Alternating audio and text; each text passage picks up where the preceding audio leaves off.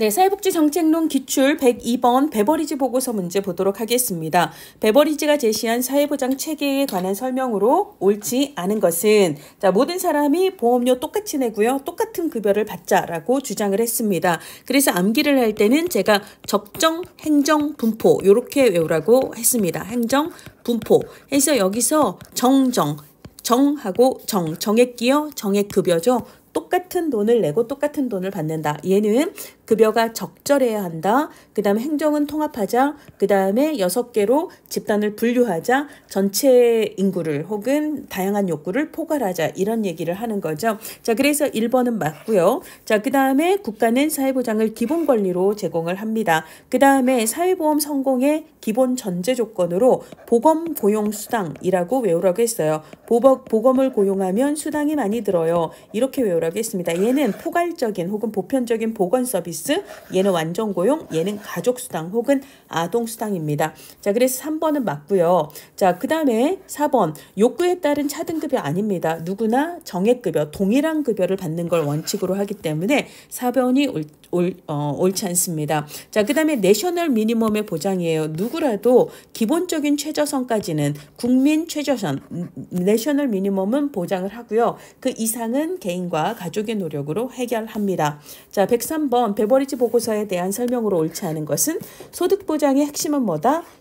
사회보장의 핵심은 뭐다? 소득보장이다 라고 얘기를 했고요. 전제 조건의 3가지가 뭐였죠? 보검, 고용수당, 포괄적 보건의료 서비스, 그 다음에 완전 고용, 그리고 수당. 그래서 얘네들이 다 전제 조건이다 라고 얘기를 한 거죠. 그래서 1번과 4번과 5번은 맞습니다. 국민 최저선, 즉 내셔널 미니멈 보장을 위한 사회보장에서 가장 핵심 역할을 하는 건 뭐다? 공공부조 아닙니다. 공공부조가 아니라 바로 사회보험이다 라고 이야기를 했습니다. 사회보험으로 안 되는 게 있을 때 그 다음에 공공부조죠. 그래서 2번이 옳지 않은 내용입니다. 자, 그 다음에 5대 악 뭐죠? 빈병무지나불 이렇게 외우라고 했어요. 빈병무지나불. 자, 그래서 빈곤, 질병, 무지, 나태, 불결인데요. 그 중에 이 빈곤을 뭐라고도 부른다? 궁핍이라고도 하고 결핍이라고도 합니다. 이 궁핍은 빈곤과 같은 얘기예요. 특히 사회보장의 핵심은 이 궁핍, 즉 빈곤을 제거하는 것에 핵심이 있다라고 이야기를 합니다. 자, 그래서 3번도 맞는 이야기입니다. 자, 그래서 옳지 않은 것은 2번이 되는 거죠. 자, 그 다음에 104번 베버리지 보고서에 나타난 사회보험 체계의 내용으로 옳은 것을 모두 고르라고 합니다. 일반적인 사회적 위험을 모두 포함할 것. 이건 뭐죠? 적정, 행정, 분포, 사회보험의 6대 원칙에서 요걸 얘기합니다. 자, 일반적인 사회적 위험을 모두 포괄하라. 그래서 다양한 욕구를 포괄하라. 모든 사람 국민을 포괄하라 이런 얘기예요. 자, 그 다음에 급여 수준과 기간은 충분할 것. 이게 뭐죠? 적절할 것. 이 적절성 이거는 포괄성인데요. 지금 기역은 얘를, 니은은 얘를 얘기합니다. 자, 그 다음에 재정은 피험자, 고용주, 국가 3자가 부담합니다. 요거 맞고요. 그 다음에 보험료는요. 소득 수준에 비례하지 않습니다. 소득과 관계없이 누구나 동일한 금액을 내는 거죠. 자, 그래서 리을은 틀렸고요. 1번이 맞습니다. 자, 105번 1942년 베버리지 보고서에서 구상한 복지국가 모형의 특징이 아닌 것은 빈곤층 대상으로 하는 선별적 복지를 강조하는 게 아닙니다. 기본적으로 베버리지의 가장 핵심은요. 보편주의예요. 보편주의. 그리고 또 하나가 뭐죠? 내셔널 미니멈의 보장, 국민 최저선의 보장, 그리고 그 외의 핵심으로 사회보장, 사회보장의 핵심은 사회보험 이런 거잖아요. 자, 그래서 1번이 틀렸습니다. 자, 보험료 똑같이 내고 급여도 똑같이 받습니다. 그 다음에 빈병, 무지, 나, 불이라고 얘기했고 이 빈곤을 결핍이나 궁핍으로도 이야기를 합니다. 정액 부담이에요. 보험료 똑같이 냅니다. 그래서 행정비용의 절감을 할 수 있는 효과가 있습니다. 그러니까 뭐냐면 누구나 똑같이 내는 거니까 니네 집 얼마 내고 니네 집 얼마 내고 니네 집 얼마 내고 이거를 다 각각 따져서 제대로 냈는지를 확인하는 행정상의 절차가 복잡해지잖아요. 그러면 근데 어차피 똑같이 내는 거기 때문에 그런 복잡한 행정 절차를 필요로 하지 않는 거죠. 간단하게 얘기하면 운영 효율성이 높다라는 얘기예요. 다양한 사회적 위험들을 국민보험에 포함해서 통합적으로 운영을 합니다. 자, 이거 우리 적정, 행정, 분포 요거죠. 행정통합의 원칙이잖아요. 이거를 얘기하는 게 지금 5번이다라고 생각을 하시면 되겠습니다. 자, 이번에는요. 106번 베버리지가 사회보장 프로그램 성공을 위해 제시한 전제 조건은 아까 보건, 고용, 수당. 자, 보건이라고 하는 것은 포괄적 보건 의료 서비스예요. 근데 이거를 보건 서비스 혹은 의료 서비스 혹은 보건 재활 서비스 혹은 의료 재활 서비스 다 맞는 얘기입니다. 그 다음에 고용은 완전 고용, 그리고 수당은 가족 수당 혹은 아동 수당입니다. 리을은 해당되지 않습니다. 그래서 기역 니은 디귿 4번이 답이 됩니다. 자, 107번은요. 5대 악에 해당되지 않는 거 빈병 무지 나불인데 비는 결핍이나 궁핍으로 얘기를 할 수가 있는 거죠. 그래서 결핍 혹은 궁핍 혹은 빈곤 다 똑같은 얘기고요. 자, 그리고 빈병, 무지, 불 이게 불결이 되어야 해요. 근데 산업재해라고 얘기했으니까 3번이 옳지 않습니다. 자, 이번에는요. 영국 사회복지 역사 종합문제 보도록 하겠습니다. 자, 엘리자베스 구빈법 1601년입니다. 인류 최초로 자, 국가의 구빈 책임을 인정했다라고 얘기했고요. 노동능력 여부에 따라서 성인 빈민은 노동능력이 있는 빈민과 없는 빈민으로 그리고 요보 아동 혹은 빈곤 아동으로 구분을 해서 차등처우를 했습니다. 그래서 1번은 맞는 얘기입니다. 자, 그 다음에 정주법은 어디죠? 일로 와서 여기서만 살아 해서 빈민들이 자기 교구를 벗어나지 못하도록 함으로써 빈민의 자유로운 이동을 제한했던 법이 정주법입니다. 자, 그래서 2번도 맞습니다. 스팸 햄랜드법은요. 자, 친구 스팸햄 구워줘 해서 친구 스팸햄 구워줘 1795년이었고요. 얘는 노동 가능한 빈민에 대한 원해 구호를 금지한 게 아니라 확대했다라고 이야기를 해야 합니다. 노동 가능한 빈민에 대한 원해 구호를 허용했던 법은 길버트법, 내 친구 길버트 빨리 와에서 내 친구 길버트 빨리 와 이때였고요. 그리고 그 다음 법이었던 스피맨랜드에서는 얘를 전국적으로 확대를 했습니다. 자, 그래서 3번이 옳지가 않습니다. 자, 그 다음에 1834년 신구빈법은 18 산 사람도 죽어나가는 되게 가혹했던 법이라고 얘기를 했고요. 그때는 3대 원칙을 이야기를 했습니다. 3대 원칙은 균, 열, 수용 이렇게 외우세요. 그래서 균일 처우의 원칙, 전국 어디를 가도 빈민들의 처우를 균일하게 할 것, 그 다음에 열등 처우의 원칙입니다. 자, 그래서 노동하는 최하층 노동자의 생활 수준보다 국가구제에 의존하는 사람들의 급여 수준을 무조건 낮게 할 것, 그 다음에 노동 능력이 있는 자는 무조건 작업장에 수용해야만 급여를 지급할 것, 그 중에 이제 가장 유명한 게 열등 처우의 원칙이었습니다. 찰스 부스는 1886년부터 17년 동안 런던에서 빈곤에 대한 전수조사를 통해 빈곤의 이유가 개인에게만 있는 게 아니구나라는 걸 밝혔던 사람입니다. 자, 그래서 답은 3번이 되겠습니다. 3번이 되겠습니다. 자, 그 다음에 109번 영국의 복지국가 발달 과정에 대한 설명으로 옳지 않은 것은 1930년대 경제공황으로 경제 문제에 대한 국가 개입의 필요성이 증대되었습니다. 요거 맞고요. 베버리지는 강제적인 사회보험 자체가 강제적인 성격을 갖고 있죠. 그래서 내셔널 미니멈 국민 최저선 달성을 위해서 가장 핵심적인 사회보장 제도가 사회보험이야 라고 이야기를 했습니다. 그래서 1번도 2번도 맞습니다. 1945년부터 1945년 노동당이 집권한 뒤부터 1970년대 중반까지가 복지국가의 황금기, 안정기, 발달기였거든요. 자, 그러니까 그 사이에 있는 50년대와 60년대는 당연히 이 황금기에 해당됩니다.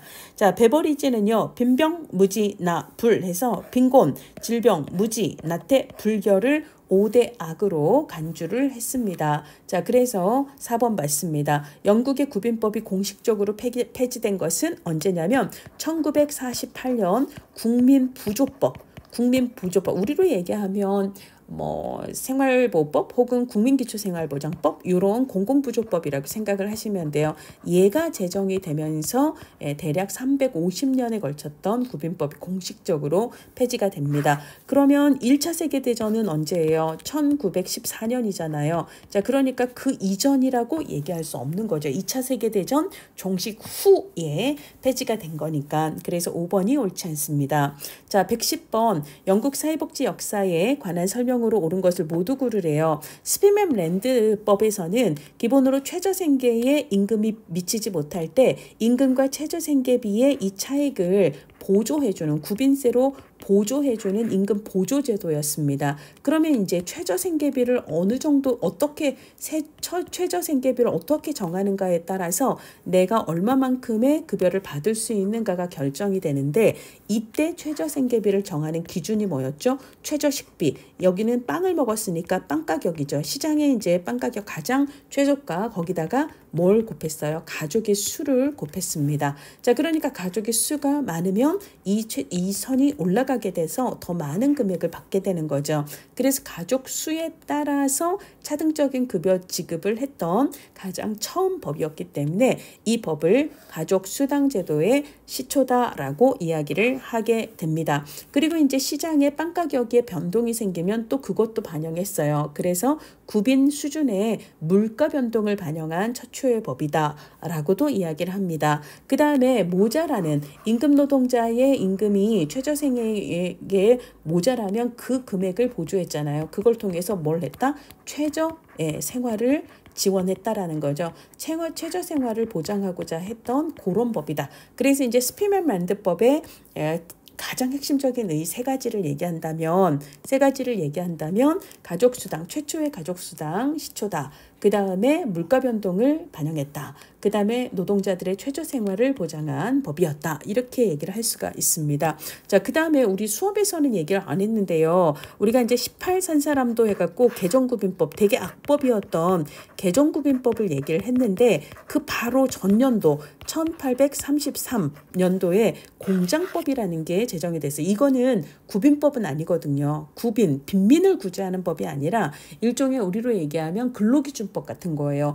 공장 노동자들의 기초 처우에 대한 그런 법이었습니다. 자, 그래서 여기서는요, 특히 이제 산업화 과정에서 막 숙련된 노동자를 필요로 하지 않고 공장에서 아주 단순한 일을 하는 그런, 그래서 이제 임금을 아주 조금만 주고도 막 뿌릴 수 있는 사람들을 쓰기 시작하면서 그러면서 이제 공장에서 노동하다가 죽고 다치는 아동들이 너무 많아지는 거예요. 그래서 공장 노동자들에 대한 일종의 근로 기준을 만들고 특히 그 중에서도 아동 공장 근로자들을 보호하기 위한 요런 장치를 만들었던 게 1833년 공장법이었습니다. 자, 그래서 공장법은 아동의 노동 여건을 개선하는 그런 복지법이었다라고 볼 수가 있고요. 자, 그 다음에 1834년 신구빈법 혹은 개정구빈법은 전국적으로 구빈행정 구조를 통일했습니다. 그 전까지는 주로 교구단위 혹은 교구연합단위였는데요. 이걸 전국적인 구빈행정으로 이제 바꿨다는 거죠. 중앙 집권화했다라는 얘기고요. 자, 그 다음에 1911년 아자 해서 그때 이제 영국에서는 국민보험법을 제정을 하는데 이걸 구성하고 있는 게 영국은 아자 건실이에요. 건강보험과 실업보험으로 구성된 사회보험 제도인 국민보험법을 제정을 하게 됩니다. 자, 그래서 모두 맞아요. 자, 그 다음에 111번 복지국가의 이론적 기초가 되는 케인즈의 경제사상에 대한 이야기를 또 이렇게 물어봤습니다. 그러니까 가장 핵심은요, 유효수요의 창출이에요. 시장이 죽어가요. 사람들이 물건을 만들어도 사지 않으면 결국은 생산이 위축이 됩니다. 생산이 위축이 되면 일자리가 줄어요. 일자리가 줄면 일자리가 없어요. 실업률이 높아집니다. 돈을 못 벌어요. 그러면 돈이 없어서 또 못 씁니다. 그렇게 해서 결국은 망하는 거거든요. 자, 그래서 케인즈는 총수요 혹은 유효수요를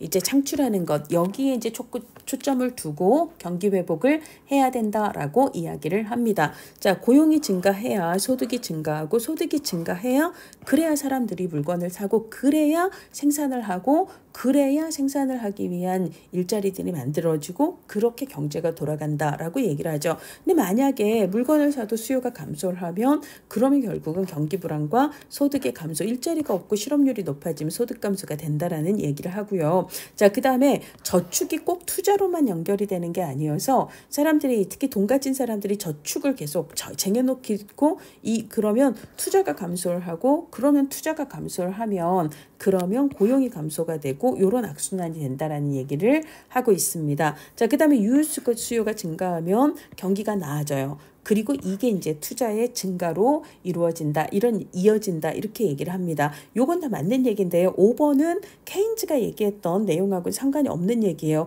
소득이 증가하면 일반적으로는 저축이 증가하죠. 근데 이제 저축이 증가하면 그렇다고 투자가 같이 증가하는 건 아니더라, 뭐 이런 얘기를 하고 있습니다. 그래서 5번이 이제 옳지 않은 내용이고요. 112번 사회복지 역사에 관한 내용으로 옳은 것을 얘기를 하랍니다. 열등처우 원칙. 자, 아까 제가 균, 열, 수용 이렇게 얘기를 했어요. 전국 균일처우의 원칙, 열등처우의 원칙, 그리고 작업장 수용의 원칙 뭐죠? 자, 빈민이 어느 지역을 가든 균등한 처우를 받는다. 자, 그 다음에 빈민에 대한 처우는 하층 노동자의 최하 생활 수준보다 무조건 낮아야 한다. 근로능력이 있는 빈민은 이제 작업장 안에 수용되어야만 급여를 받을 수 있다. 지원을 받을 수 있고, 그 시설, 그러니까 작업장 밖에서는 절대 구호를 하지 않는다. 원외 구호는 안 하겠다. 이런 얘기죠. 이거 다 뭐냐면 18 산 사람도 이렇게 배웠어요. 1834 개정구빈법 혹은 신구빈법에서의 규정이었습니다. 그래서 1번은 옳지 않습니다. 자, 길버트는요. 내 친구 길버트 빨리 와. 난 길버트를 원해. 원해 구제를 허용했다는 거예요. 누구에 대한? 근로 능력이 있는 빈민에 대한. 그래서 2번이 답이 됩니다. 비스마르크 뭐죠? 독일입니다. 독일의 비스마르크 3대 보험은 질산연이에요. 질산연. 그래서 질병보험과 산재보험과 그리고 노령폐질보험이라고도 하고 노령연금이라고 하죠. 노령연금 혹은 노령폐질연금 혹은 폐질 및 노령연금 어떻게 해도 상관없습니다. 얘가 틀린 거예요. 자, 그래서 쌈질하면 안 되죠. 1883년 쌈질 사산입니다. 1884년에 산재, 그리고 연구입니다. 9년이에요. 1889년에 이제 연금을 비스마르크가 도입을 했던 거고요. 자, 그 다음에 미국의 사회보장법은 사모합니다. no 싫어요. no 싫어요예요. 자, 그래서 노령연금과 실업보험을 1935년 사회보장법에서 도입을 했던 거고요. 의료보험제도는 그때 뭐 보편적이든 아니든 의료보험제도는 그때 도입된 내용이 아닙니다. 자, 미국의 의료보험제도는 1965년 사회보장법 개정에서 메디케어라는 이름으로 도입이 됐지만 그것도 전국민 대상의 보편적인 의료보험제도는 아니었습니다. 1942년 베버리지 보고서는 소득에 비례한 방식이 아닙니다. 소득과 상관없이 똑같은 보험료를 내고 똑같은 급여를 받는 그런 구조였습니다. 자, 113번 영국 사회복지 정책의 역사에 대한 설명으로 옳은 걸 모두 고르래요. 자, 내 친구 길버트 빨리 와. 1782년 난 길버트를 원해 해서 원해 구제를 허용합니다. 자, 그래서 빈민, 특히 근로능력이 있는 빈민들의 비참한 생활과 작업장에서의 지나친 노동 착취를 개선하고자 원해 구제를 허용한 법이 바로 길버트 법이었습니다.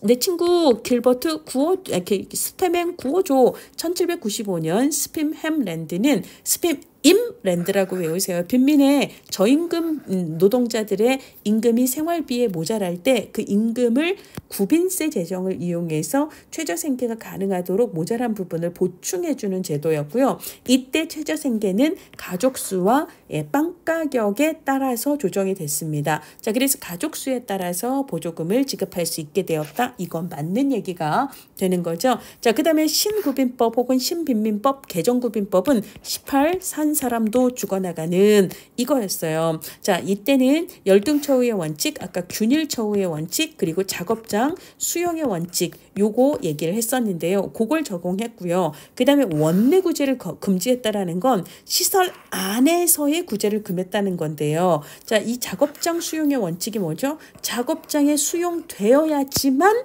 구제를 하겠다는 거고, 밖으로 나가면 구제를 한다 안 한다? 안 한다는 얘기예요. 그러니까 뭘 금지한 거예요?